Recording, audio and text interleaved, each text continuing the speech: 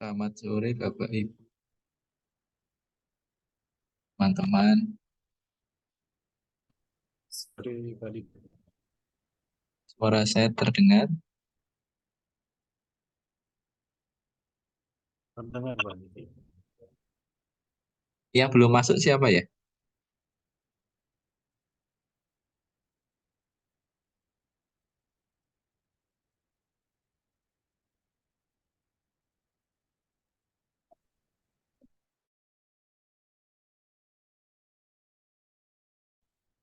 Baru nampak Ibu Rosita belum masuk. Terima kasih. Kita Bu Dewi juga ya.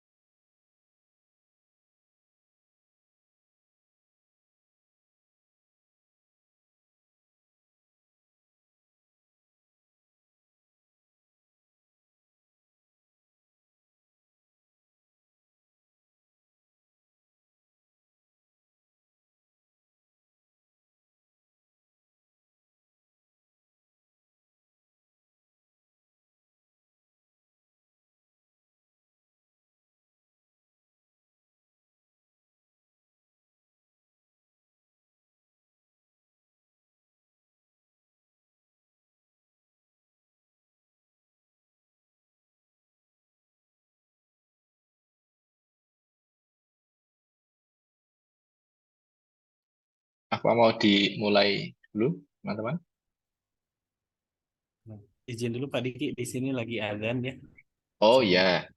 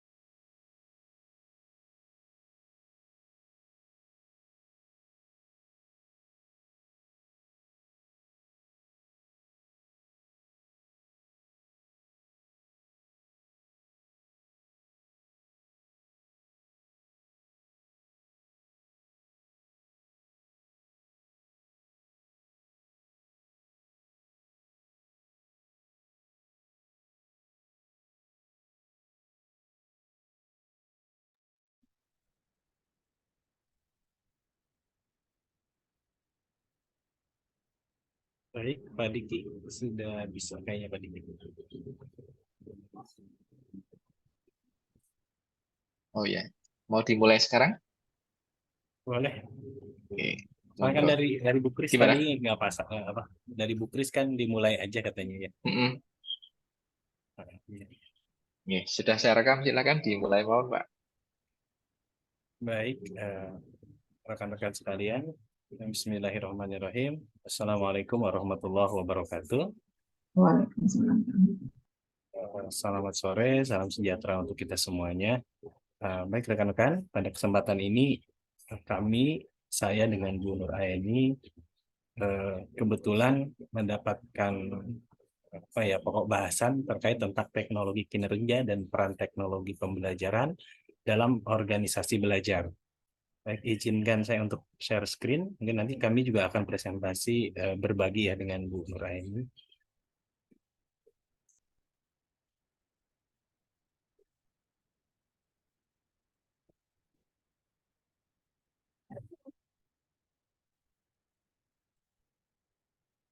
Baik, sudah muncul Bu Nur. Sudah, Pak. Baik, rekan-rekan sekalian, tema yang tadi saya sampaikan adalah teknologi kinerja dan peran teknologi pembelajaran dalam organisasi belajar. Pembahasan ini kami ambil dengan sumber utama yaitu buku Yusuf Hadimiyarso yang berjudul Menyemai Benih Teknologi Pendidikan. Ruang lingkup dari apa yang akan kami bahas itu yang pertama adalah ada pengantar, di mana dalam pengantar ini kami akan bicara tentang organisasi, kemudian pengembangan organisasi, model pengembangan organisasi, kemudian yang kedua adalah konsep organisasi belajar, di mana ada 5 disiplin yang nanti akan dibahas, kemudian ada definisi organisasi belajar, kemudian ada dimensi dan karakter organisasi belajar, yang terakhir adalah hambatan perkembangan dari organisasi belajar. Kemudian yang ketiga ada teknologi pendidikan dan peningkatan kinerja, kemudian yang keempat ada penerapan teknologi pendidikan, yang kelima adalah peran teknologi pendidikan dalam organisasi belajar, yang terakhir adalah simpulan. Baik, saya awali pembahasan ini dengan pengantar kaitannya tentang organisasi. Baik, organisasi sebetulnya kalau kita lihat di KBBI itu adalah sekumpulan orang gitu ya, atau suatu yang kemudian memiliki tujuan yang sama gitu ya. Nah, setiap organisasi ini dipandang sebagai suatu organisme yang selalu berinteraksi dengan lingkungannya. Lingkungan ini senantiasa berubah, baik secara alamiah maupun perubahan yang terjadi karena ulah dan perbuatan manusia. Perubahan itu kemudian menimbulkan sejumlah masalah. Nah, adanya perubahan dan masalah ini tentunya akan mempengaruhi organisasi. Sehingga setiap organisasi apabila ingin bertahan hidup dan berkembang, itu maka organisasi ini harus mampu untuk menyesuaikan diri dengan menggunakan cara-cara atau pendekatan yang baru. Kemudian pengembangan organisasi atau organization development, sebetulnya konsep ini sudah lama. Pada akhir tahun 1960 itu dikenal dengan berkembangnya konsep pengembangan sumber daya manusia dalam lingkungan bisnis dan industri, di mana kegiatan ini berfokus pada bagaimana mengubah struktur dan kegiatan organisasi untuk berkembang secara sistematik agar kinerja organisasi ini meningkat. Nah, tetapi usaha ini hanya sedikit menyinggung faktor ketenagaan dan pembelajaran. Jadi pengembangan organisasi ini lebih banyak memperhatikan bagaimana menambah fasilitas kerja, misalnya seperti peralatan mekanik dan elektronik, kemudian bicara tentang kenyamanan kerja, serta bagaimana menyusun sebuah prosedur kerja yang menekankan pada efisiensi waktu, dana, dan tenaga. Jadi ini konsep pengembangan organisasi yang dulu. Nah, banyak sekali metode atau model pengembangan organisasi. Nah, salah satunya adalah yang dikembangkan oleh Robert Black dan Jane S. Moulton pada tahun 1970, di mana Black dan Moulton ini menyusun model pengembangan organisasi berdasarkan 8 asumsi. Yaitu yang pertama adalah pengembangan itu meliputi perorangan, keanggotaan, dan organisasi yang semuanya terkait dan merupakan keseluruhan sistem pengembangan. Jadi saat itu sudah juga dipikirkan tentang pengembangan bukan hanya terkait perangkat atau organisasi saja, tetapi juga sudah mulai mencakup perorangan dan keanggotaan. Kemudian yang kedua adalah perubahan yang efektif dan efisien. Itu perlu dilakukan secara sistematik dengan terlebih dahulu menetapkan apa yang harus terwujud dalam waktu tertentu. Mungkin kalau kita menyusun satu visi misi gitu ya, itu biasanya kita menentukan tujuan jangka pendek, kemudian tujuan jangka panjang. Jadi sebetulnya hampir mirip dengan itu. Ada tujuan dalam waktu tertentu. Kemudian yang ketiga adalah perilaku manusia dan kegiatan organisasi ini saling berinteraksi yang mungkin dapat menghambat atau meningkatkan kinerja. Jadi nanti kita akan bahas ini bagaimana organisasi bisa menghambat di dalam penghambatan organisasi belajar. Kemudian yang keempat, pendidikan dan pelatihan itu harus terjalin agar pengembangannya efektif. Yang kelima, penalaran dan emosi ini harus saling berkaitan. Keenam, hubungan atasan dan bawahan dalam organisasi ini harusnya terbuka dan memungkinkan terjadi komunikasi timbal balik. Jadi jangan sampai terjadi di dalam sebuah organisasi ini kalau dikatakan pimpinan lebih dominan ya, atau dikatakan oleh kita mungkin otoriter ya gitu. Harusnya memberikan kesempatan kepada bawahan atau untuk memberikan timbal balik ya dari apa yang disampaikan atasan. Kemudian yang ketujuh adalah perlu diciptakannya peluang dari dalam organisasi sendiri untuk berprakarsa dan tidak hanya mengandalkan konsultan dari luar. Kemudian setiap orang pada dasarnya ingin berpartisipasi atau terlibat dalam pengambilan keputusan yang menyangkut dirinya. Jadi seharusnya anggota di dalam organisasi ini dilibatkan di dalam pengambilan keputusan sebuah organisasi. Nah, model pengembangan organisasi yang dikembangkan oleh Black dan Moulton ini masih berorientasi pada perubahan internal organisasi. Belum bicara tentang bagaimana pengaruh lingkungan terhadap organisasi atau bagaimana sebuah organisasi bisa berpengaruh terhadap lingkungan. Oke. Model pengembangan organisasi dan organisasi belajar. Nah, berkembangnya perekonomian global yang dipicu oleh pesatnya perkembangan teknologi komunikasi dan informasi itu mempengaruhi kehidupan organisasi. Pengembangan organisasi yang lebih berorientasi pada lingkungan internal ini dianggap tidak tepat lagi.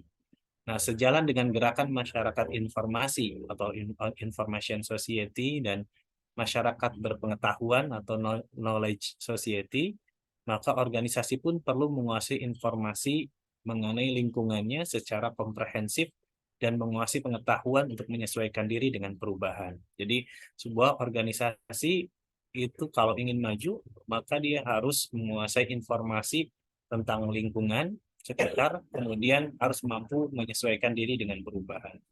Kemudian organisasi juga memerlukan banyak tenaga kerja berpengetahuan atau knowledge worker. Nah, di sini ada satu pembahasan lebih jauh lagi bahwa tenaga kerja ini bagi sebuah organisasi itu merupakan sebuah aset yang paling berharga ya. Nah, untuk itu organisasi perlu untuk belajar dan karena itulah timbul yang namanya konsep organisasi belajar.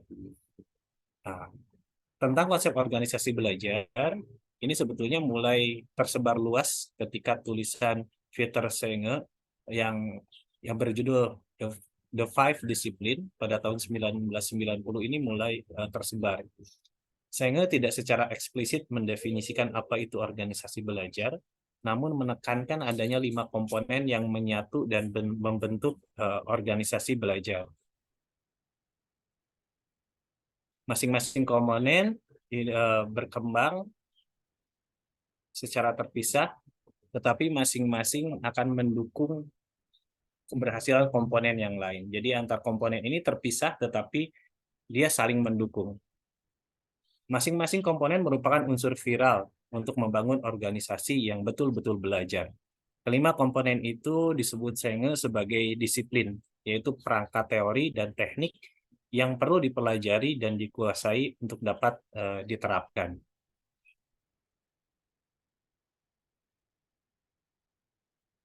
Nah, ini 5 disiplin yang dijelaskan oleh Peter Senge, yaitu dalam bukunya The Five Discipline pada tahun 1990. Yang pertama adalah berpikir sistem, di mana setiap usaha manusia, termasuk bisnis, merupakan sistem, karena senantiasa merupakan bagian dari jalinan tindakan atau peristiwa yang saling berhubungan, meskipun kadang-kadang hubungan itu tidak selalu tampak. Oleh karena itu, organisasi harus mampu melihat pola perubahan keseluruhan dengan cara berpikir segala usaha manusia itu dengan cara bahwa pola pikir manusia segala usahanya ini akan saling berkaitan dan saling mempengaruhi sehingga dia akan membentuk sinergi. Dengan demikian, organisasi dapat bertindak sesuai dengan irama dan proses perubahan lingkungan di sekitarnya.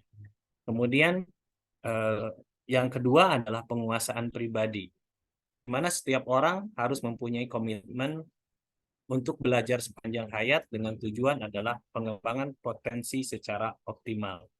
Penguasaan pribadi ini merupakan suatu disiplin yang antara lain menunjukkan kemampuan untuk senantiasa mengklarifikasi dan mendalami visi pribadi, memfokuskan energi, mengembangkan kesabaran, dan memandang realitas secara objektif. Kenapa kemudian penguasaan pribadi ini penting? Karena banyak orang yang awal masuk ke dalam sebuah organisasi itu datang dengan penuh semangat, tetapi setelah lama kemudian semangat ini semakin berkurang. Apalagi dia sudah merasa dirinya mapan, sehingga kecenderungan ketika datang ke dalam organisasi pun dia hanya sekedar mempertahankan posisinya. Sehingga anggota di dalam organisasi ini harus memiliki penguasaan pribadi, yaitu tetap menjaga komitmen untuk belajar sepanjang hayat dan terus mengembangkan potensi yang dimilikinya. Kemudian yang ketiga adalah adanya pola mental, di mana setiap orang memiliki pola mental tentang bagaimana ia memandang dunia di sekitarnya dan bertindak atas dasar asumsi dan generalisasi dari apa yang dilihatnya. Nah, seringkali seseorang tidak menyadari pola mental yang mempengaruhi pikiran dan tindakannya tersebut. Oleh karena itu, setiap orang perlu berpikir secara reflektif dan senantiasa memperbaiki gambaran internalnya mengenai dunia di sekitarnya, dan atas dasar itu bertindak dan mengambil keputusan yang sesuai. Hingga sekarang mulai ditanamkan beberapa pelatihan yang bukan hanya sekedar mendapatkan materi, tetapi harus diawali dari dia meninjau dirinya seperti apa, atau dikatakan refleksi ya. Biasanya kita diawali dengan refleksi siapa kita, seperti apa. Nah, ini sebetulnya untuk mengingatkan kembali tentang pola mental kita seperti apa. Kemudian adanya visi bersama. Visi bersama ini harus dibicarakan dan harus menjadi milik dari seluruh anggota organisasi. Karena ada kalanya sebuah visi ini dibuat oleh atasan dan kemudian disosialisasikan sehingga anggota organisasi itu menjalankan visinya secara terpaksa, ya, karena adanya intervensi dari atasan gitu. Nah, ketika ingin sebuah organisasi ini maju, maka visi ini harusnya dibuat secara bersama sehingga menjadi sebuah komitmen dan tekad dari semua orang dalam organisasi. Kemudian yang kelima adalah belajar beregu, merupakan inti belajar utama dalam organisasi, di mana belajar dalam regu ini akan menampilkan hasil jauh lebih berarti daripada perorangan. Jadi kita sudah mulai mengarah pelatihan-pelatihan kita adalah bagaimana membentuk sebuah kolaborasi, bukan kompetisi. Ya. Dan ini mencoba untuk menanamkan bagaimana sebuah organisasi belajar itu terbentuk, yaitu melalui belajar beregu atau kolaborasi. Kemudian definisi dari organisasi belajar itu sendiri, Peter Senge itu menyebutkan bahwa organisasi yang betul-betul belajar adalah organisasi yang terus-menerus meningkatkan kemampuannya untuk mewujudkan aspirasinya. Kemudian menurut Marquardt, organisasi ini didefinisikan sebagai organisasi yang belajar bersama dengan sungguh-sungguh dan senantiasa mentransformasikan diri dengan mengumpulkan, mengelola, dan menggunakan pengetahuan untuk keberhasilan usaha. Ia memberdayakan orang-orang baik di dalam maupun di luar organisasi belajar sambil bekerja. Kemudian teknologi ini dimanfaatkan untuk mengoptimalkan belajar dan produktivitas. Nah, dimensi dan karakter dari organisasi belajar sendiri adalah belajar dilakukan oleh organisasi secara menyeluruh, seolah-olah organisasi itu memiliki satu otak. Jadi, kembali lagi ke definisi organisasi, seharusnya organisasi ini adalah kumpulan dari orang-orang yang memiliki visi yang sama, punya tujuan yang sama, gitu ya. Nah, sehingga seharusnya organisasi ini itu harus mampu belajar secara menyeluruh seolah-olah organisasi memiliki satu organ. Jadi istilahnya belajar pengembangan secara bersama-sama. Kemudian belajar berlangsung terus-menerus dan terintegrasi dengan pekerjaan. Jadi ada sebuah komitmen untuk belajar sepanjang hayat. Kemudian kemampuan berpikir sistem ini adalah sebagai satu bagian yang sangat fundamental. Jadi lebih mengutamakan kepentingan sistem daripada kepentingan data anggota secara pribadi. Kemudian tersedianya informasi dan sumber data yang diperlukan untuk keberhasilan organisasi. Berikutnya adalah berkembangnya budaya kelembagaan yang mendukung menghargai dan memicu belajar perorangan dan berikut. Kemudian yang berikutnya adalah kegiatan dilandaskan pada aspirasi, refleksi, dan konseptualisasi bersama. Mempunyai kemampuan untuk senantiasa menyesuaikan diri, memperbaharui, dan meningkatkan diri sebagai respon atas perubahan lingkungan. Nah, di dalam organisasi belajar ada kata belajar yang merupakan bagian yang penting, di mana menurut Argyris, belajar ini terjadi bila mana kita mendeteksi dan memperbaiki kesalahan atau ketidaksesuaian antara apa yang diharapkan dan yang dilakukan. Belajar ini berarti adalah menyesuaikan antara keinginan dan hasil perbuatan. Oleh karena itu, belajar dan tindakan itu mempunyai hubungan yang sangat erat. Sehingga organisasi belajar itu harus memiliki peran untuk berkeinginan terus meningkatkan layanan, misalnya kalau kaitannya dengan layanan, atau meningkatkan kualitas dari proses yang mereka jalankan. Nah, tadi di awal disebutkan bahwa sebuah organisasi ini bisa mendukung berkembangnya anggota yang ada di dalam organisasi, atau bahkan organisasi ini sendiri bisa menghambat dari anggota yang ada. Nah, hambatan perkembangan organisasi belajar ini bisa terjadi usaha belajar untuk mendeteksi dan memperbaiki kesalahan itu tidak dapat dilaksanakan dengan mudah. Menurut Argyris, hambatan utama adalah adanya pertahanan rutin dari organisasi atau organization defensive routine. Nah, pertahanan rutin organisasi ini adalah kebijakan atau tindakan yang membentengi ancaman atas seseorang, kelompok, antar kelompok, dan organisasi, dan karena itu mencegah mereka untuk mengetahui adanya ancaman tersebut. Kemudian, pertahanan rutin organisasi ini bersifat protektif dan anti belajar. Nah, berdasarkan pengalaman Argyris, menyarankan ketika ini sudah terjadi, adanya pertahanan rutin organisasi, akan diperlukan adanya intervensi dari luar organisasi. Oke, kemudian yang ketiga kaitannya dengan teknologi pembelajaran dan peningkatan kinerja. Hakikat teknologi pembelajaran adalah suatu disiplin yang berkepentingan dengan pemecahan masalah belajar dengan berlandaskan pada serangkaian prinsip dan menggunakan berbagai macam pendekatan.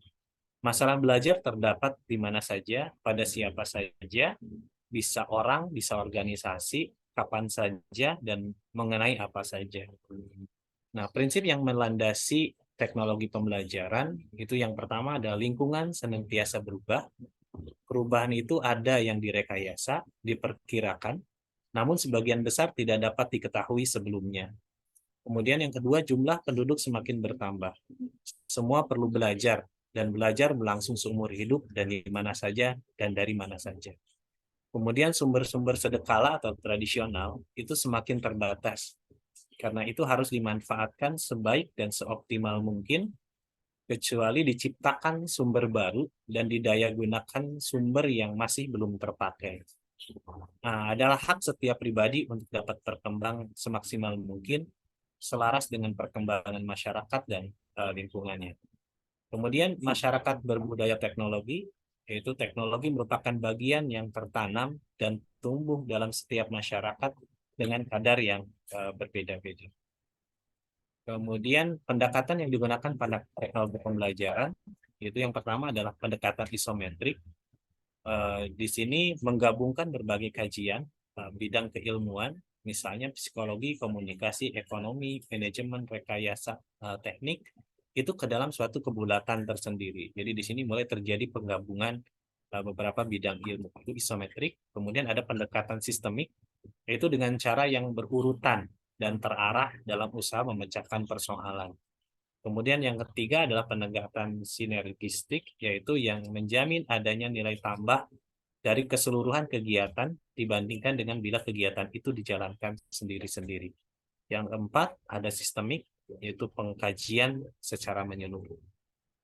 Baik, untuk pembahasan berikutnya akan dilanjutkan oleh belum ya, satu lagi Bu Nur. Oke. Berdasarkan hal di atas, jelaslah bahwa teknologi pendidikan tidak hanya berkepentingan dengan masalah belajar pada sekolah atau lembaga pendidikan, melainkan masalah belajar pada organisasi, bisa keluarga, masyarakat, dunia usaha atau dunia industri, termasuk juga pemerintah. Belajar tidak hanya dilakukan oleh dan untuk individu, melainkan juga oleh dan untuk kelompok, bahkan oleh organisasi secara keseluruhan.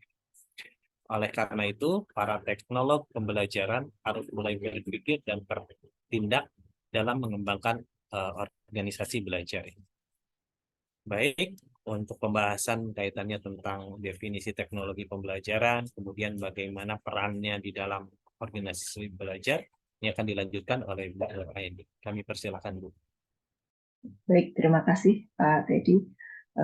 Rekan-rekan semua, saya akan melanjutkan untuk presentasi. Di sini saya akan mempresentasikan terkait dengan definisi teknologi pembelajaran. Kita kembali ke definisi teknologi pembelajaran ICT tahun 2004, di mana teknologi pembelajaran adalah educational technology is the study and ethical practice of facilitating learning and improving performance by creating, using, and managing appropriate technological processes and resources. Nah, di sini teknologi pendidikan adalah studi dan praktik aktif dalam memfasilitasi belajar dan meningkatkan kinerja dengan menciptakan, menggunakan, dan mengelola proses-proses dan sumber-sumber teknologi yang tepat. Next, Pak. Nah, jadi di sini berdasarkan definisi TP, kajian dan praktek aktif dalam memfasilitasi belajar dan meningkatkan kinerja dengan menciptakan, menggunakan, dan mengelola proses dan sumber teknologi dengan tepat. Nah, dari definisi yang terakhir ditekankan bahwa teknologi pendidikan itu tidak hanya mempersoalkan masalah belajar itu sendiri, karena bidang belajar itu masuk dalam ranah psikologi belajar, melainkan proses atau usaha dalam memfasilitasi belajar serta meningkatkan kinerja sebagai hasil dari belajar.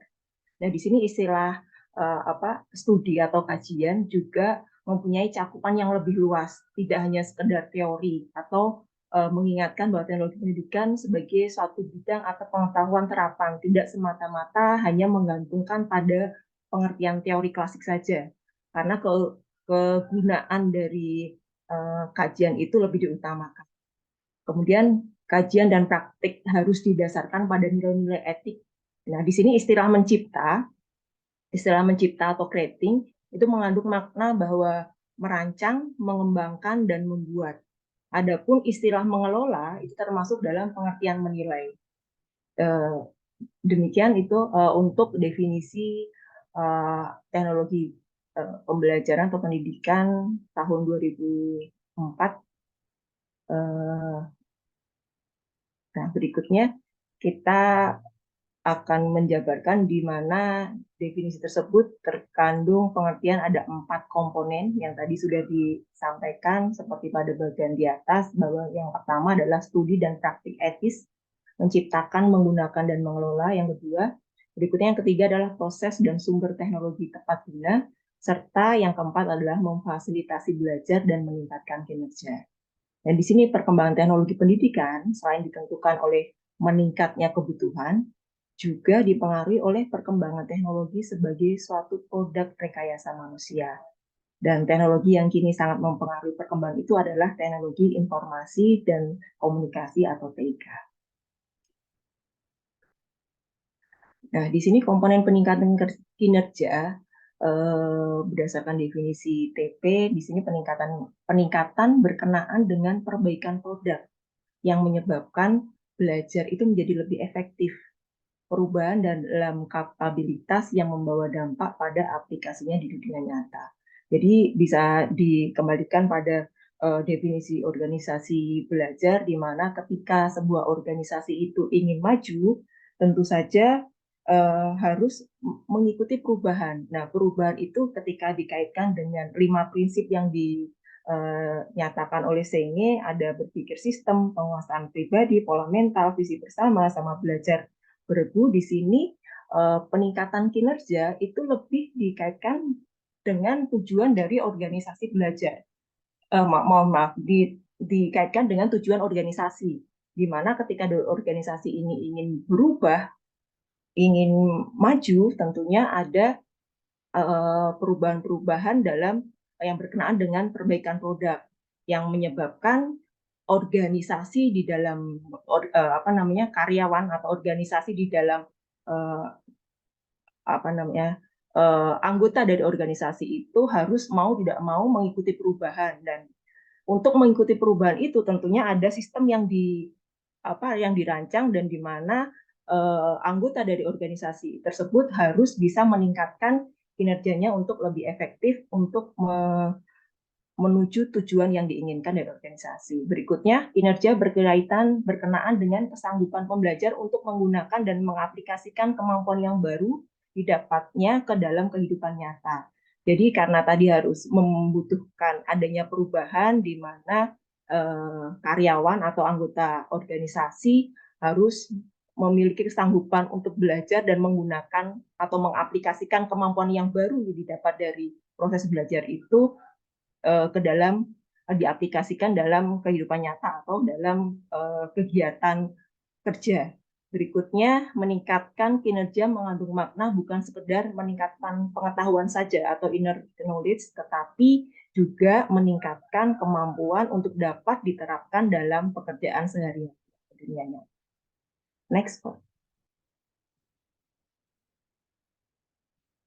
Penerapan teknologi pendidikan sendiri di sini, teknologi pendidikan merupakan suatu disiplin terapan. Artinya dia berkembang karena adanya kebutuhan di lapangan, yaitu kebutuhan untuk belajar lebih efektif, lebih efisien, lebih banyak, lebih luas, dan lebih cepat. Seperti yang tadi saya ilustrasikan, di mana ketika sebuah organisasi itu ingin maju dan harus ada perubahan, di sini peran penerapan teknologi pendidikan diperlukan untuk mendukung usaha perubahan tersebut, di mana dibutuhkan ada suatu disiplin terapan yang dikembangkan sesuai dengan kebutuhan dari organisasi tersebut.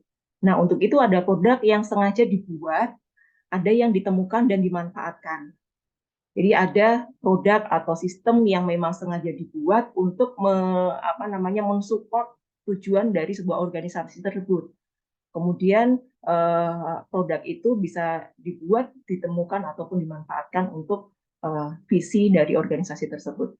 Berikutnya, perkembangan teknologi komunikasi dan informatika yang sangat pesat menawarkan sejumlah kemungkinan yang semula tidak terbayangkan, dan telah membalik cara berpikir dan bagaimana mengambil manfaat teknologi untuk mengatasi masalah belajar. Nah, di sini peran TIK sangat sangat besar perannya ketika manfaat masalah-masalah belajar itu timbul. Nah, ini bisa dikaitkan dengan kecanggihan teknologi komunikasi dan informatika untuk dimanfaatkan mengatasi masalah belajar. Berikutnya. Di sini teknologi dan kaitan teknologi pendidikan dan teknologi kinerja. Berkembangnya penerapan TP boleh dikatakan berasal dari Amerika.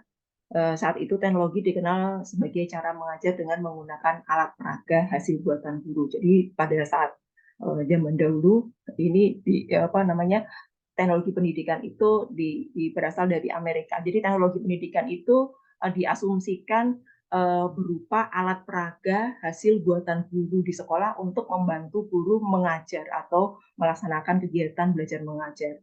Kemudian 30 tahun kemudian penggunaan alat peraga itu makin berkembang karena diproduksi secara massal untuk digunakan secara luas di sekolah-sekolah. Nah, berikutnya 10 tahun kemudian di Amerika Serikat terlibat dalam Perang Dunia Kedua, diperlukan banyak tenaga terampil untuk mengoperasikan dan menangani peralatan perang. Nah, untuk itu diperlukan latihan yang efektif dalam waktu pendek dan diulang sesering mungkin. Nah, dari situ maka dikembangkan cara pendidikan atau pelatihan yang menggunakan media atau simulator, sehingga ketika dibutuhkan adanya pelatihan yang sering dan berulang, ada media yang dapat dimanfaatkan. Nah, mulai dari itulah dikenal dengan istilah teknologi kinerja atau performance technology. Next. Nah, ini teknologi kinerja menurut Prawira Dilaga tahun 2018. Teknologi kinerja adalah kajian mengenai upaya untuk meningkatkan kinerja seseorang dalam suatu organisasi belajar. belajar, membelajarkan, memfasilitasi belajar adalah pendekatan yang dapat diterapkan jika organisasi berkepentingan dengan upaya untuk peningkatan mutu kinerja karyawan. Nah, kinerja karyawan dapat ditingkatkan melalui berbagai kegiatan pembelajaran. Sebagai seorang pemimpin, hendaknya bisa memberikan dan memfasilitasi karyawan dalam meningkatkan pengetahuan mereka tentang perusahaan atau organisasi agar kinerja setiap karyawan semakin meningkat. Ya.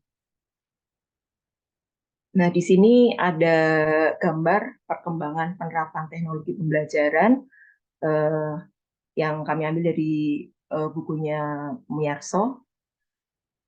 Jadi perkembangan penerapan teknologi pembelajaran, perkembangan teknologi pembelajaran itu dimulai dari yang pertama adalah peragaan ajar. Jadi semula teknologi pendidikan atau pembelajaran itu diawali dengan yang dimaksud dari teknologi pendidikan itu adalah alat peraga yang digunakan guru secara individu dalam kegiatan mengajar. Itu disebut dengan teknologi pendidikan. Kemudian berkembang lagi dengan berkembangnya teknologi tidak lagi hanya alat peraga, akan tetapi berkembang menjadi sebuah media pengajaran, di mana proses pembelajaran itu tidak hanya sekedar interaksi guru dengan siswa, akan tetapi ada media yang menyatu dalam proses pembelajaran. Nah, lingkup teknologi pembelajaran pada saat itu masih pada lingkup pendidikan di sekolah. Jadi pada saat itu istilahnya bukan teknologi pembelajaran, akan tetapi masih ke teknologi pendidikan. Nah, kemudian berkembang lagi teknologi pendidikan dipandang tidak hanya sekedar media, namun ada sebuah strategi atau upaya atau sistem yang diperlukan untuk membuat siswa itu dapat belajar secara efektif. Nah, di sini istilah teknologi pendidikan ini sudah berubah menjadi teknologi pembelajaran karena skupnya tidak lagi di lingkungan pendidikan sekolah, akan tetapi lebih luas lagi ke lingkup yang lain. Berikutnya, berkembang lagi teknologi pembelajaran tidak hanya sekedar sistem, karena dengan pertimbangan bahwa konsep belajar itu tidak hanya di sekolah. Konsep belajar itu bisa di mana saja, kapan saja, oleh siapa saja. Maka konsep pendidikan tidak hanya di sekolah, tapi bisa diluas lagi dalam lingkup lembaga, dalam lingkup kerja, dalam lingkup kegiatan yang berupa dalam tidak hanya di lingkup sekolah atau pendidikan saja, tetapi bisa meluas ke lingkup organisasi kerja dan organisasi masyarakat lainnya, sehingga teknologi pembelajaran berkembang tidak hanya teknologi pembelajaran, tetapi berkembang menjadi teknologi pendidikan dan kinerja. Next, Pak. Sebentar ya, Pak. Sebentar.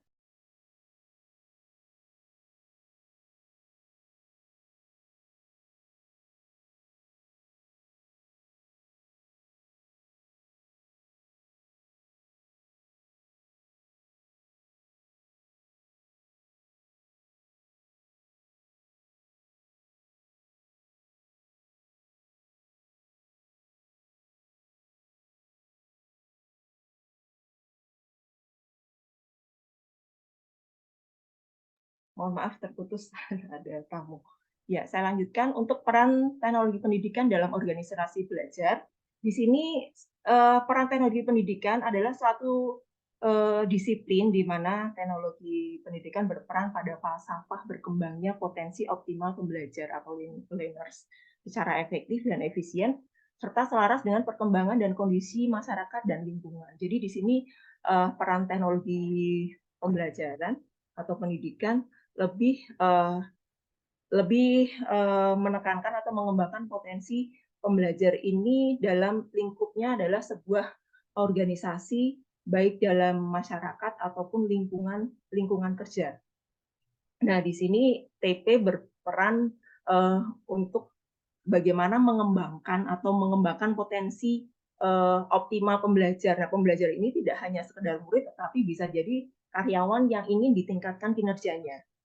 Nah, kemudian visinya sebagai satu disiplin yaitu terwujudnya sebagai pola pendidikan dan pembelajaran dengan dikembangkannya dan dimanfaatkannya aneka sumber, proses, dan sistem belajar sesuai dengan kondisi dan kebutuhan. Jadi tujuannya adalah sebagai disiplin yang tadi sudah disampaikan oleh Senye, adanya sebuah sistem, adanya penguasaan pribadi, adanya pola mental, adanya visi bersama, dan belajar bergu di sini tujuannya adalah terwujudnya pola berdasarkan disiplin 5 disiplin tersebut menjadi satu pola pendidikan dan pembelajaran yang dikembangkan dan dapat dimanfaatkan berdasarkan berbagai sumber, proses, dan sistem belajar sesuai dengan kebutuhan dari organisasi tersebut.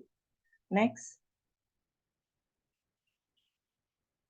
Nah, di sini peran teknologi pembelajaran dalam organisasi belajar, TP secara konseptual mampu memberikan peran dan pengembangan organisasi belajar dalam bentuk yang pertama adalah pengetahuan tentang pemecahan masalah belajar baik pada perorangan maupun pada keseluruhan organisasi. Jadi di sini TP berperan bagaimana masalah yang dihadapi dari sebuah organisasi untuk mencapai tujuan itu dapat terpecahkan dari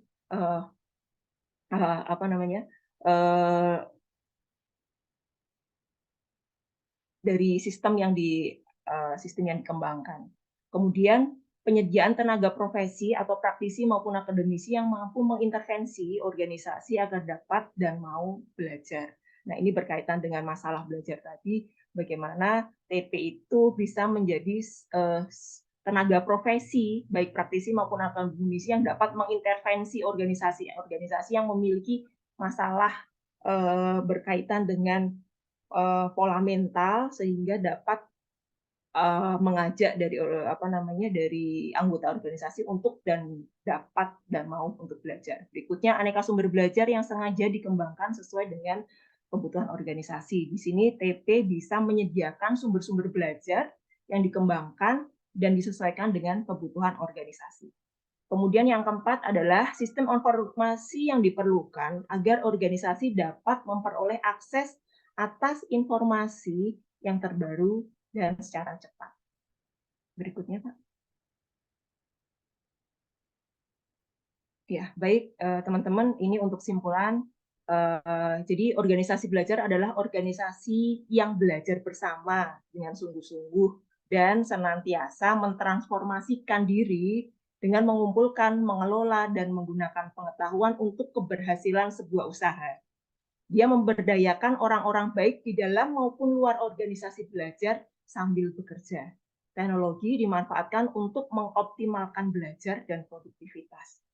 Organisasi belajar terdiri dari 5 komponen yang menyatu yang disebut dengan 5 disiplin, yaitu berpikir sistem, penguasaan pribadi, pola mental, visi bersama, dan belajar bergu.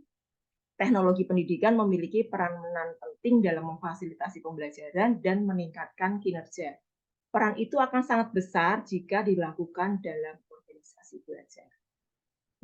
Demikian presentasi dari kelompok kami. Mohon maaf apabila ada kekurangan. Saya akhiri. Wassalamualaikum warahmatullahi wabarakatuh. Waktu saya kembalikan kepada Pak Teddy. Silakan Pak Teddy. Baik, rekan-rekan sekalian, demikianlah paparan terkait tentang peran teknologi pendidikan di dalam organisasi belajar. Jika ada yang ingin menambahkan atau ada yang ingin didiskusikan, kami persilahkan.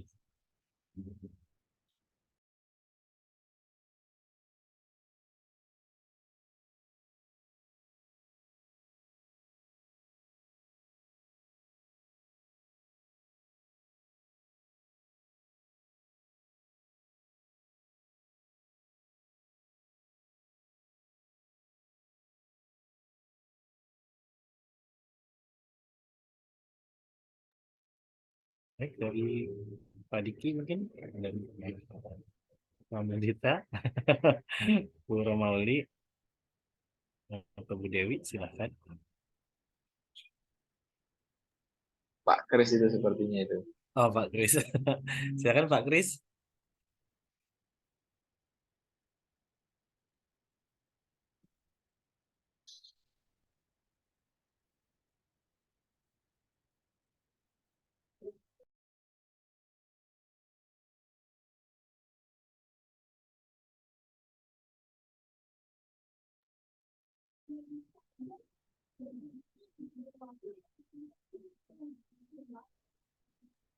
Hanya sedikit, Pak. Oh, boleh silakan Pak Diki. Ya, materi baru sebenarnya, tapi secara keseluruhan saya menangkap bahwa kalau sekolah itu berarti termasuk organisasi belajar, Pak, ya. Iya, betul. Oke. Nah, kadang-kadang dilemanya begini, Pak. Kan tadi disampaikan sepertinya bahwa organisasi itu harus punya visi mungkin, atau punya tujuan bersama yang akan dicapai. Kalau kita melihat di organisasi terdekat dengan kita, misalnya di sekolah kan biasanya eh, setiap orang itu atau setiap guru atau tenaga kependidikan itu kan dalam 1 tahun itu biasanya sudah dipatok target begitu, Pak, ya, semacam Ya. eh,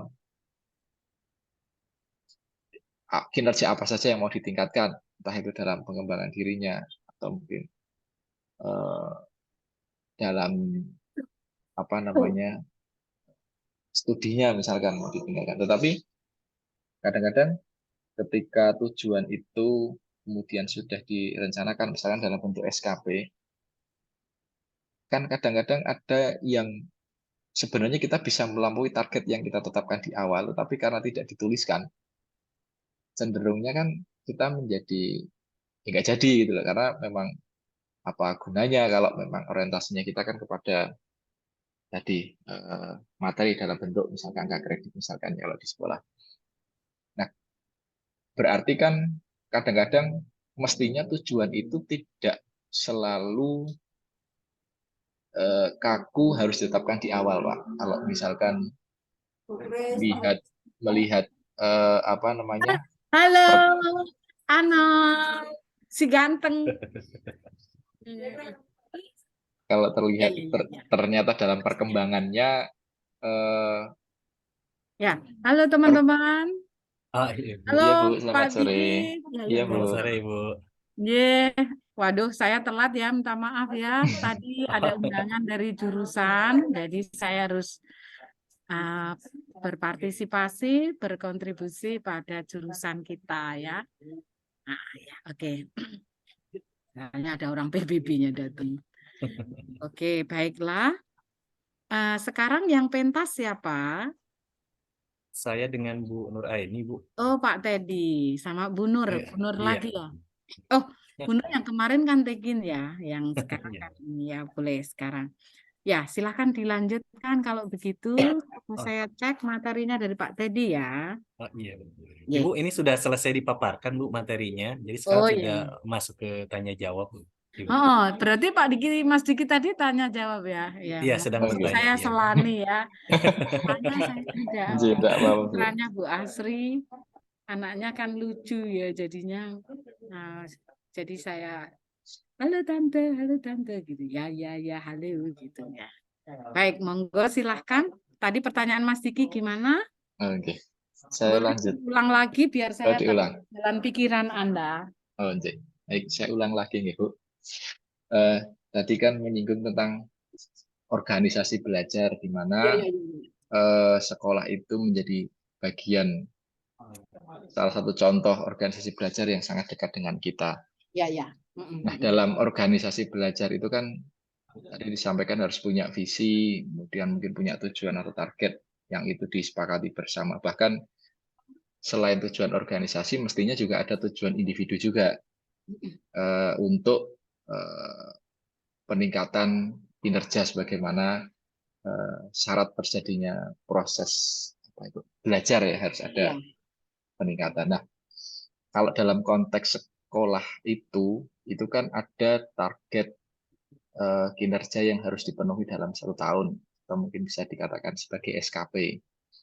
Nah, terkadang ketika guru sudah membuat rencana selama 1 tahun, itu misalkan saya hanya ingin melakukan pengembangan diri, misalkan dengan mengikuti workshop pelatihan atau bimbingan teknis selama 1 kali dalam setahun misalnya.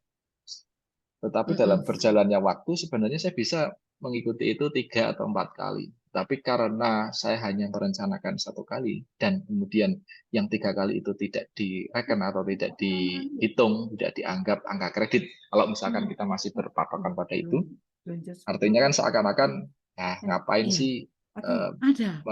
mengerjakan 4 kalau yang Sekalian dihargai aja hanya sana. 1 Ada gitu, di Pak. Primun.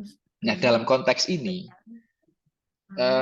saya kemudian menyimpulkan kalau apakah tujuan Iya. itu harus Iya.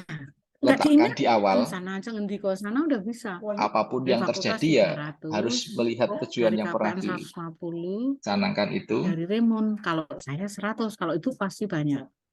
atau kemudian kita fleksibel tujuan itu. Misalkan di tengah jalan ternyata kita harus melihat situasi seperti ini, berarti bisalah kita revisi tujuannya misalkan begitu. Sehingga misalkan dari rentang 0 sampai 10 yang harusnya sesuai tujuan itu kita hanya bisa mencapai 7 misalkan. Tapi setelah direvisi kita bisa mencapai performa sampai 9 atau bahkan 10. Nah, kira-kira sepakat atau tidak Pak dengan apa pernyataan saya tadi bahwa tujuan itu mestinya tidak kaku ditetapkan di awal tetapi bisa fleksibel mengikuti situasional begitulah. Baik, Pak Diki. Terima kasih, ini menarik sekali nih Pak Diki pertanyaannya ya. Karena Selalu memang menarik, selalu menarik. Iya, karena memang sering terjadi gini Bu, guru membuat satu rencana di dalam SKP ya, sasaran kinerja pegawai, kemudian ya targetnya nggak usah banyak deh gitu ya. Ternyata di akhir punya kesempatan lebih gitu ya Pak Diki ya, atau kadang-kadang bisa melakukan lebih dari apa yang kita targetkan. Akhirnya karena berpikir ini nggak akan diakui gitu ya, akhirnya tidak diikuti. Nah tapi Pak Diki, kalau saya kecenderungan justru malah tujuan itu memang harus kita tentukan di awal ya, target itu harus kita tentukan di awal. Kalau terlalu fleksibel, khawatirnya malah kita tidak fokus dengan apa yang mau kita lakukan gitu ya, atau kita kembangkan. Nah kembali tadi ke dalam 5 disiplin yang disampaikan oleh Senge, saya ada disampaikan di situ kaitannya tentang pola mental ya, di mana setiap individu atau anggota yang ada di dalam organisasi ini harusnya mampu merefleksikan, kemudian senantiasa memperbaiki gambaran internalnya mengenai dunia sekitarnya. Maksudnya begini, ketika kita menyusun sebuah SKP, itu kan sebetulnya kita tidak harus membuat target yang banyak ya, tetapi kita akan menyesuaikan dengan kebutuhan kita untuk, kalau kita bahasa mungkin untuk naik pangkat ya gitu ya, untuk naik pangkat gitu. Misalnya, anggaplah ketika kita pengembangan diri hanya butuh sekian poin angka kredit, itu kan sebetulnya kita nggak usah capek terlalu semangat mencari banyak gitu ya, yang pada akhirnya saya merasakan begini, ada satu pola di mana guru-guru ikut pelatihan, itu kadang-kadang pelatihan yang sudah diikuti, itu diikuti lagi. Jadi sebetulnya tidak ada efek meningkatkan kompetensi yang memang harusnya direfleksi, saya udah bisa ini nih, saya kekurangannya di sini. Harusnya saya lebih fokus ke pelatihan ini gitu, untuk meningkatkan kompetensi saya. Tetapi pada kenyataannya ketika banyak dan kecenderungan pengembangan diri yang sekarang dilakukan adalah pokoknya ngejar ada yang 32 jam satu angka kredit, ayo gitu, dijabanin aja gitu. Walaupun sebetulnya pelatihan itu pernah diikuti di tahun sebelumnya. Nah, sehingga ini sebetulnya kembali lagi ke komitmen dari anggota organisasi ya, bahwa yang poin kedua itu penguasaan pribadi tadi gitu ya. Kita ingin memberikan satu kinerja yang optimal bagi organisasi. Seharusnya kita menyadari apa yang harus kita tingkatkan dari kita gitu ya, sebagai anggota organisasi. Nah, kalau yang SKP sekarang mungkin kalau yang kami rasakan atau yang saya rasakan adalah pokoknya targetnya ikut pelatihan 32 jam, apapun pelatihannya dijabanin gitu, diikuti aja. Padahal itu mungkin tidak akan berimbas kepada pengembangan diri kita lagi, karena memang itu sudah pernah kita dapatkan. Nah, sehingga justru kalau saya kecenderungan harusnya kita membuat satu target tujuan itu di awal dengan lebih selektif memilih apa yang kita butuhkan. Itu sih menurut saya Pak Diki. Mungkin dari Ibu Nur, Bu Nur ada tambahan? Ya, persilakan.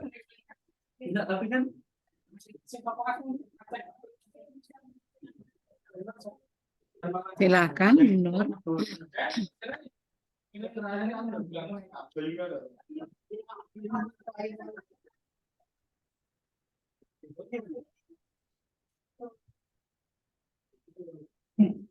Sisa deh, ya, sana bisa.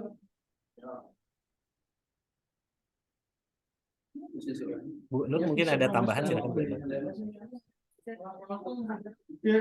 Menambah isi. Saya setuju dengan yang saya tadi bahwa ada disiplin yang disampaikan dalam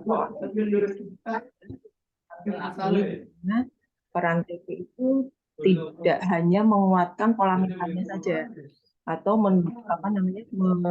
merancang atau mengembangkan bagaimana pola mental itu bisa terbentuk, tetapi 5 disiplin itu tadi bisa terbentuk dengan sempurna. Ada berpikir sistem, penguasaan pribadi, visi bersama, dan belajar bergu itu bisa terbentuk secara maksimal begitu, sehingga ketika sistem itu dikembangkan akan mengantisipasi adanya permasalahan di pola mental seperti itu. Nah, bisa jadi mungkin kalau seandainya dari yang disampaikan Pak Diki tadi, SKP sudah ditulis. Oh, sudah boleh. Ketika kita ingin mengembangkan lebih daripada itu, terus ya. di mana, Nas? Ya. Selain dari sudah boleh ya. Ya, nanti dicoba disemangati sama konco-konco. Baik, selain dari pola mental tadi yang dibenahi, tentunya nanti sistem juga bisa dikembangkan masuk ya. Jadi kalau kembali lagi ke SKP, seperti kalau tahun lalu, setahu saya ya Pak, SKP itu misalnya saya ada pelatihan itu di SKP saya hanya mencantumkan di situ hanya 1 atau 2 pelatihan, tetapi sistem masih bisa memungkinkan ketika pelaporan kinerja itu akan dilaporkan, nah SKP itu bisa berubah. Jadi artinya sistem di situ akan memfasilitasi sehingga tidak apabila terjadi adanya masalah-masalah yang nantinya muncul seperti misalkan masalah mental atau masalah pribadi yang lain, itu sistem bisa mengatasi seperti itu. Nah, kalau di tempat saya berkaitan dengan SKP sama pelaporan kinerja di akhir tahun ketika kita ingin melaporkan dan ketika ada perubahan itu ada waktu kita bisa merubah SKP disesuaikan dengan kegiatan yang sudah dilakukan. Nah, saya rasa itu adalah sebuah sistem yang dirancang sehingga mengantisipasi hal-hal atau masalah yang tidak diinginkan. Salah satunya tadi ketika ngapain saya ikut pelatihan banyak-banyak, saya nanti toh saya laporkan nggak akan ternilai seperti itu. Seperti itu kalau dari saya, Pak Diki.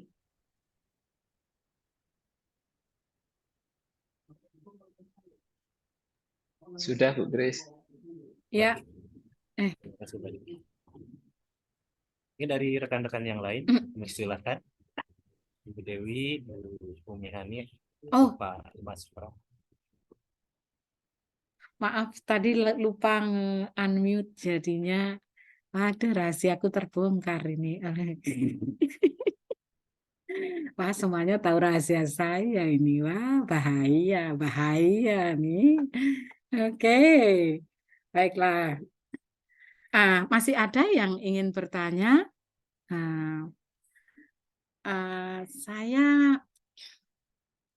Kalau dari saya ya, kalau mau beri komen saja, karena kalau memang organisasinya itu sudah khas tadi, sudah jelas di sekolah ya, tapi di dalam teknologi pendidikan kan organisasi belajar itu tidak selalu hanya di sekolah begitu.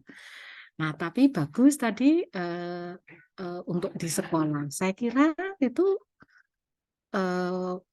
menurut Pak Dedi tadi saya juga setuju. Nah, karena gini, seperti juga di kampus seperti itu Pak Dedi. Jadi kita harus merencanakan dalam 1 tahun ke depan itu harus apa, targetnya apa. Nah, tapi ini soal teknis ya, sistem gitu ya, Pak Diki. Jadi kalau misalnya ya saya mentargetkan tujuan mengikuti diklat itu 3 kali. Kalau tidak 3 kali itu dipandang tidak berhasil. Karena ada penilaian seperti itu, sehingga mengapa Pak Teddy tadi harus by design itu memang mendesain, kita harus mendesain seperti itu. Bahwa saya harus mengikuti seminar internasional atau membimbing mahasiswa, membimbing tesis mahasiswa itu 1 tahun itu harus selesai 3 orang, misalnya begitu. Nah itu kalau hanya 1 orang itu saya nilainya jelek begitu. Tapi kalau selesai 5 orang nilainya juga jelek gitu. Karena sistemnya itu sistem sudah dinilai seperti itu. Padahal kalau secara konseptual organisasi belajar berarti performance saya itu lebih bagus sebetulnya. Tapi sistem tidak mendukung seperti itu. Jadi kalau misalnya saya ternyata membimbing skripsinya dalam 1 tahun itu bisa ada 7 orang bimbingan saya lulus semua dalam 1 tahun itu. Misalnya seperti itu. Di mana target saya hanya 5 atau 4 begitu karena saya mengukur kemampuan saya begitu dan faktor-faktor lain. Misalnya kesibukan saya dalam riset, dalam menulis buku, dalam membimbing mahasiswa yang lain seperti itu. Saya dan sistem itu tidak bisa mikir bahwa orang yang menulis skripsi itu bisa saja dia sangat mandiri, sehingga meskipun dibimbing minim dari saya, tapi dia bisa menyelesaikan. Jadi ketika bimbingan bersama begitu dia udah nangkep, oh begini berarti yang saya harus lakukan ini. Dan ingat bahwa itu murid-murid itu mempunyai kecepatan belajar yang berbeda-beda begitu. Tapi kalau saya jujur menulis ada 7 orang atau 10 orang yang lulus, itu skornya malah justru jelek begitu. Nah, itu memang harus ada dukungan sistem. Tapi saya juga setuju, ya juga bisa menerima. Misalnya kayak tadi Pak Diki mengatakan kalau organisasi belajar yang baik itu memotivasi person-person atau tenaga kerjanya atau sumber daya manusianya di sana untuk maju begitu.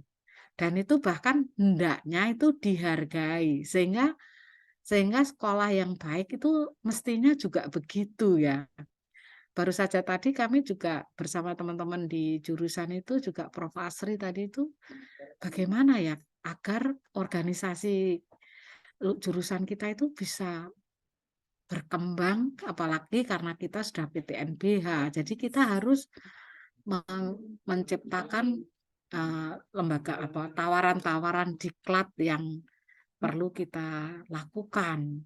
Bukan hanya kita sekarang sedang memfasilitasi Poltekkes Magelang yang kebetulan mendapatkan hibah sekian miliar dari PBB misalnya seperti itu ya. Nah, ternyata sebetulnya dana-dana luar tuh besar begitu. Nah, bagaimana kalau kita mendirikan sebuah organisasi kita itu menjadi organisasi belajar yang bukan hanya secara internal itu baik melayani mahasiswa, tapi secara eksternal juga mempunyai kinerja yang bagus gitu ya. Nah, itu perlu diciptakan sebuah organisasi belajar yang bagus.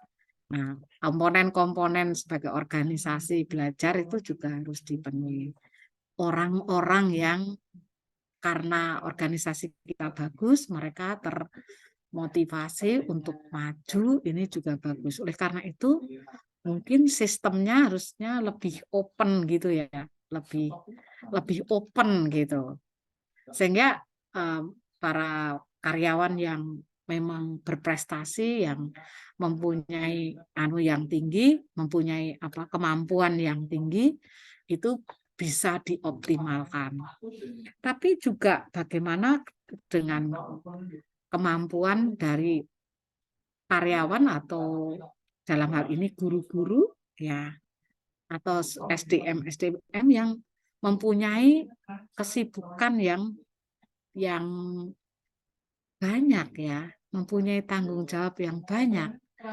Seperti halnya dulu ya, dulu itu ada policy rektor sebelum usia 40 tahun atau 40 tahun saya kira ya. Semua dosen harus melamar studi di luar negeri gitu. Ya, jadi kalau tidak ke luar negeri itu tidak disetujui oleh pimpinan gitu. Nah, itu kalau kita kembalikan membahas kita sebagai organisasi, nah itu cocok dengan atau inline dengan jawaban Pak Teddy tadi. Nah, memangnya yang usianya 40 tahun, seorang dosen itu mereka nggak punya masalah. Ya, dan kalau mereka berkeluarga yang merupakan cita-cita dan hak asasinya, itu apakah harus berpisah dengan anak dan keluarga yang dicintainya semudah itu begitu. Kalaupun mereka harus membawa apa ya, ada jaminan bahwa anak-anak tidak stres di sana di luar negeri yang mereka harus berbicara bahasa Inggris begitu ya, yang harus masuk sekolah dengan anak-anak yang lain begitu. Mungkin kesiapan anak-anak itu juga perlu diperhatikan sehingga policy itu bagus tetapi tidak mendapatkan cukup, Mbak Novi, monggo Mbak Novi, tidak cukup banyak mendapatkan respon sehingga kami terlambat. Yang S3 lalu nggak ada dalam kurun waktu sekian tahun, hanya berapa orang. Ya memang mereka pergi ke Perancis, mereka pergi ke Jerman, mereka pergi ya, ke Amerika, di berbagai lokasi, di Boston, di macam-macam ya, Michigan dan di mana-mana gitu ya. Tapi itu tidak sebanding dengan tenaga usia sampai 40 tahun itu, sehingga begitu ganti pejabatnya lalu policy itu diubah. Nah, sekarang berbondong-bondong, sekarang malah justru ayo silahkan, pokoknya baru masuk jadi dosen langsung S3 kayak gitu-gitu ya. Nah, seperti itu. Nah, artinya ya organisasi itu ketika sudah terwujud organisasi belajar, hendaknya juga tadi cukup terbuka, mungkin cukup fleksibel, cukup ada toleransi. Nah, itu bagus kalau orang-orang yang ada di organisasi itu melakukan kerjasama dengan baik. Ya, memanfaatkan orang-orang yang potensial itu untuk maju, untuk mendukung organisasi.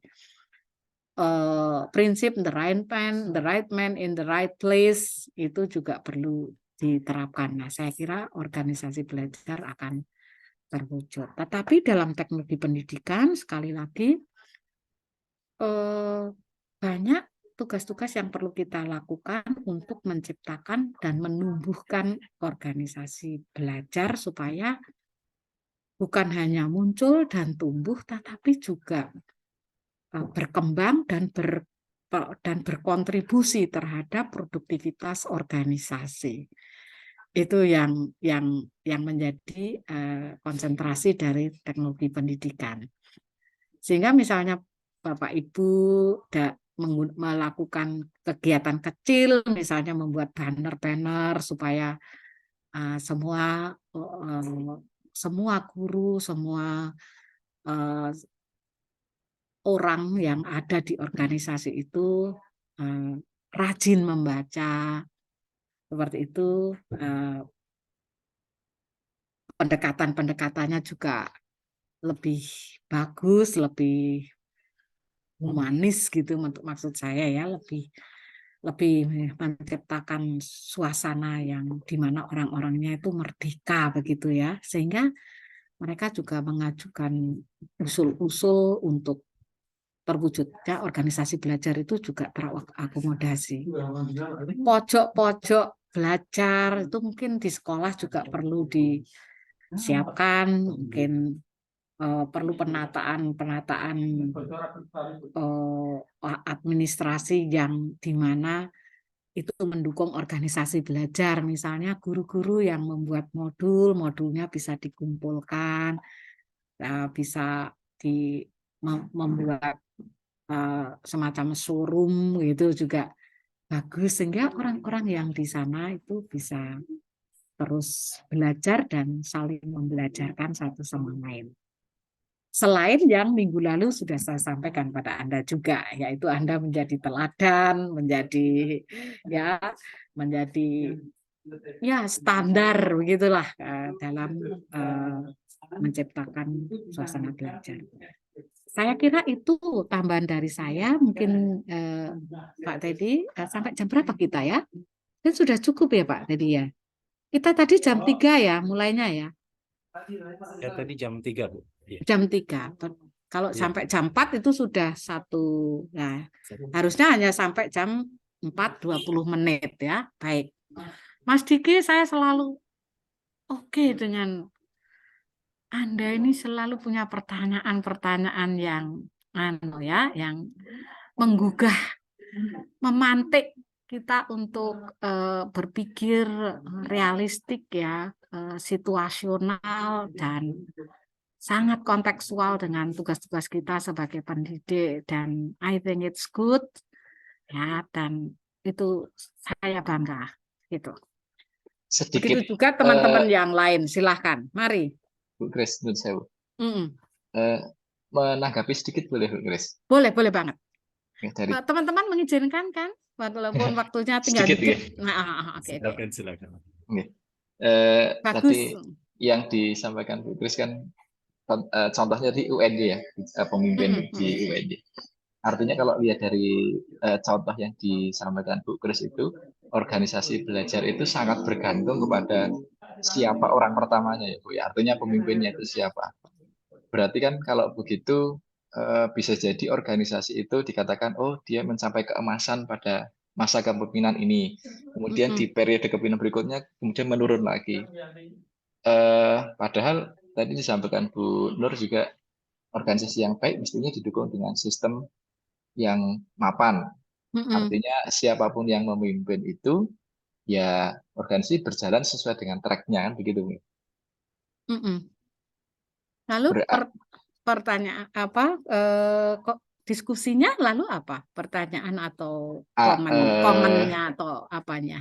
Berarti yang menjadi prioritas kan tetap sistem, walaupun nanti seandainya ketika sistem bertemu dengan pemimpin yang baik itu adalah bonus. Ketika sistem bertemu dengan pemimpin yang tidak mampu menjalankan sistem dengan baik, itu berarti menjadi masalah organisasi, begitu Bu? Ya, kalau tadi itu sebetulnya hanyalah suatu contoh di mana organisasi belajar itu yang baik itu mendukung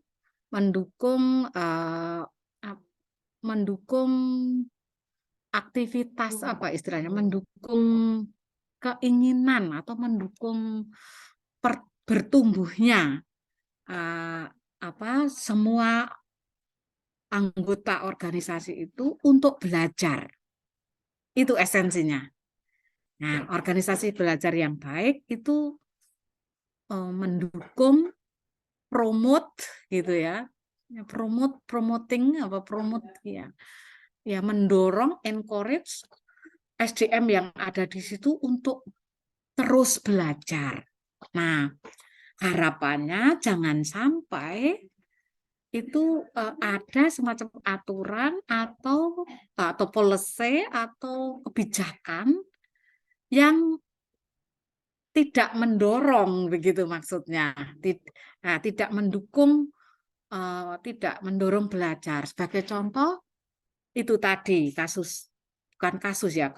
kondisi faktual di misalnya organisasi di sini.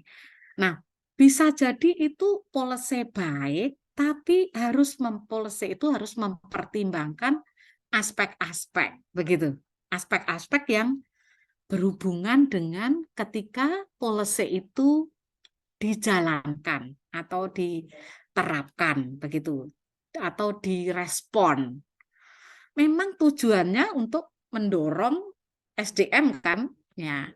Tetapi karena SDM itu mempunyai karakteristik yang bermacam-macam, itu kalau hal itu tidak dipertimbangkan, tidak diperhatikan, lalu menjadikan seolah policy itu menjadi tidak bijaksana begitu. Menjadi tidak bijaksana gitu. Nah, tentu tidak ada policy yang sama sekali merugikan dan tidak sama sekali tidak bijaksana, tentu tidak ada. Begitu ya. Dalam konteks kami di sini kemarin karena bagi kita itu saya sama aja itu mau pemimpinnya siapa itu kalau bagi saya pribadi itu sama saja. Karena siapapun pemimpinnya saya tetap ingin maju begitu loh. Dalam bentuknya yang berbeda-beda dari yang saya melayani mahasiswa yang tadinya nggak bagus, jadi saya pengen bagus, saya pengen belajar bagaimana membimbing tesis yang bisa cepat, bisa ini kayak gitu-gitu. Sehingga itu juga produktivitas dari organisasi belajar. Saya selalu berdiskusi, selalu kayak gitu. Nah, dalam kasus kemarin itu secara data gitu itu tidak mendapatkan yang bagus meskipun tujuannya baik gitu. Yaitu memang semuanya harus lulusan luar begitu toh, lalu supaya mereka juga lebih terbuka begitu. Mungkin maksudnya seperti itu. Jadi seperti itu. Cuma memang banyak yang tidak. Jadi banyak yang tidak merespon.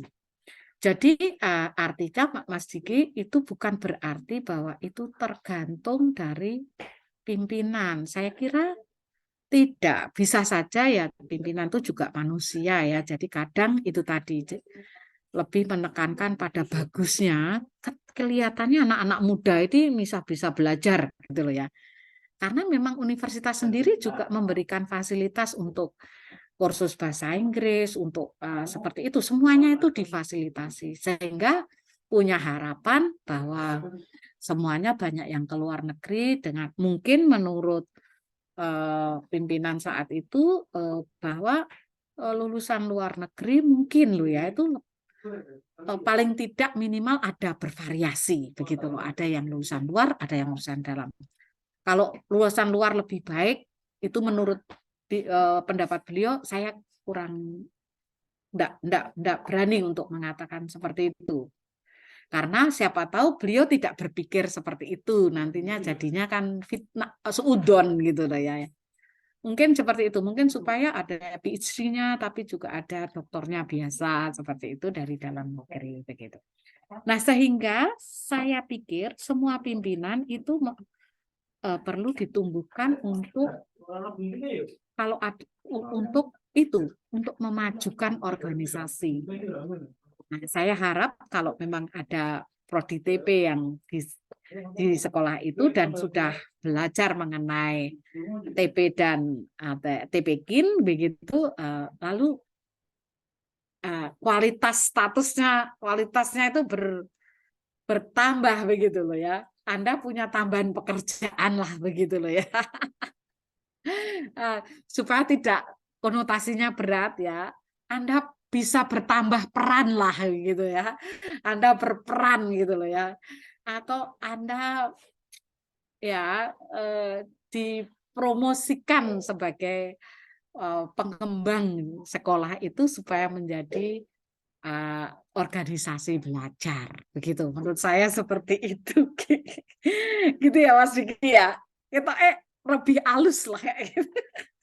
Meskipun esensinya ya sama aja, tapi beda rasa ya. Kalau ini sudah pakai kaju gitu ya. Ya Bu Grace, terima kasih. Gitu. Baik teman-teman, untuk tidak mengurangi apalagi waktu Anda untuk menyiapkan mental, menyiapkan pikiran, menyiapkan hati untuk mengucap syukur karena Anda sudah akan menyelesaikan sebentar lagi ibadah Anda untuk hari ini, yaitu berpuasa. dengan penuh keikhlasan dan penuh pengabdian kepada Tuhan Yang Maha Esa, Allah Subhanahu wa Ta'ala. Mungkin ada baiknya kita akhiri dulu sampai di sini karena ada saudara kita yang berada di Indonesia Timur, Indonesia Tengah gitu ya. Buka puasanya beda, jadi kita peduli untuk memberi waktu secukup-cukupnya kepada para beliau untuk mempersiapkan diri, memberikan hati, memberikan batin, memberikan dirinya untuk bersyukur dan menerima berkah dari Tuhan Allah Subhanahu wa Ta'ala untuk hari ini karena perjuangannya untuk menyelesaikan ibadah hari ini telah dilaluinya dengan baik ya. Ya, mari kita akhiri sampai di sini. Tapi sebelumnya saya minta izin untuk mengucapkan terima kasih kepada Pak Teddy, Diana dan Bu Nur Aini yang sudah memfasilitasi belajar kita dengan sangat baik, terbukti dengan terpantiknya Mas Diki untuk bertanya dan berdiskusi dan meminta konfirmasi dari kita semua yang sedang belajar, dan itu bagus. Dan kita selalu menunggu dari teman-teman lain, Mbak Dewi, Mbak Roma, ya, Mas Pramu, ya, untuk juga kita mendiskusikan barangkali ada kasus-kasus real di sekolah teman-teman semuanya. Mari kita diskusikan bersama-sama. Insya Allah melalui diskusi ini kita bisa meningkat pengetahuan kita mengenai program studi ilmu yang Anda pilih untuk Anda geluti. Terima kasih atas kehadirannya semuanya dan semoga pertemuan ini bermanfaat untuk Anda. Mari kita tutup pertemuan ini dengan ucapan syukur bersama-sama menurut agama kita masing-masing. Monggo dipersilakan. Syukur kepada Allah. Ya, matur nuwun Gusti. Ya, matur nuwun kanca-kanca sedaya ya. Terima kasih teman-teman Sami, Bu semuanya. Terima kasih banyak Bu Kris. Belajar ya Pak Bu Roma, matur nuwun kanca-kanca sedaya, itu artinya terima kasih teman-teman semuanya begitu. Sampai jumpa minggu depan. Selamat menyongsong Idul Fitri karena setelah ini kita akan memasuki masa cuti bersama dan saya persilahkan Anda untuk melupakan sejenak tugas-tugas perkuliahan untuk memasuki masa cuti bersama. Cutikanlah pikiran Anda supaya lebih merdeka, lebih happy, nikmatilah kegembiraan dan kebahagiaan bersama keluarga ya. Jangan pikirkan ilmu itu enggak ada batasnya. Break dulu.